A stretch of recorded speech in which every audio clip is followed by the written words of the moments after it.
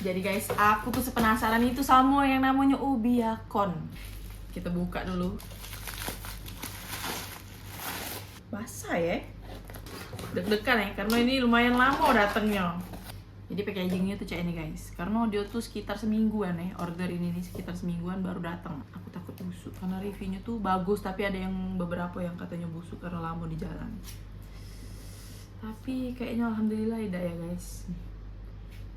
Semak jari, tapi gendut. Kita jengok ada berapa biji nih. Nice. Kita cari lagi. Oke, habis. Ternyata 500 gram itu 3 biji, tapi lumayan besar-besar ya. Jadi katanya ubi ini tidak perlu dimasak dulu, tidak perlu direbus, kita bisa langsung makan mentah. Nah, itu yang bikin aku sangat amat penasaran. Ini penampakan setelah dikocek. Bismillah.